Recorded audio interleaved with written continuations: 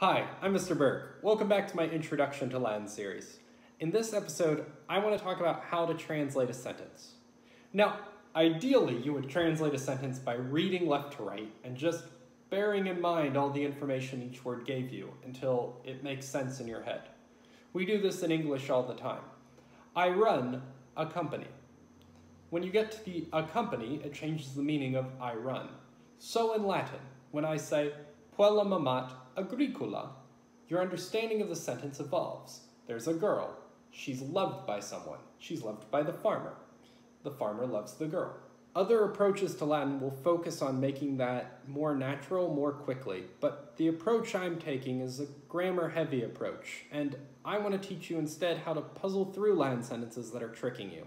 So while I encourage you to try to read left to right, and certainly going back to earlier lessons, and reading those sentences left to right will often prove very fruitful, for now I want to teach you how to puzzle through a sentence. In the first lesson I said we would begin with the subject and we would rearrange the sentence. But now that verbs can imply their subjects, there won't always be a subject to find.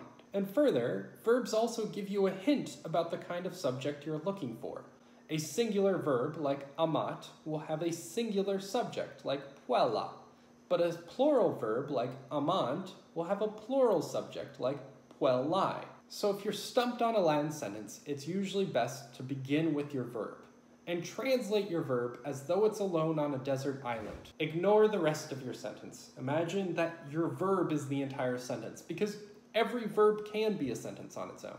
So take the sentence, Puellam agricola amat. If I'm trying to diagnose what that means, first I'm going to ignore the puellam agricola. I'm just going to look at the amat. The amat means he, she, it loves. Great. Now that I know amat is he, she, it loves, I know I'm looking for a singular subject. So I'm looking for an ending. And look at that, agricola. So now I know it's agricola amat, the farmer loves. Notice I didn't say the farmer he, she, it loves. That doesn't sound very good. Once I know it's the farmer as the subject, I can get rid of the implied subject he, she, it.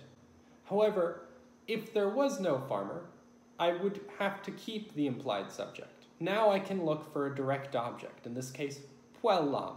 So, agricola amat puellam. The farmer loves the girl. Let's try two more. Let's try filiam amamus.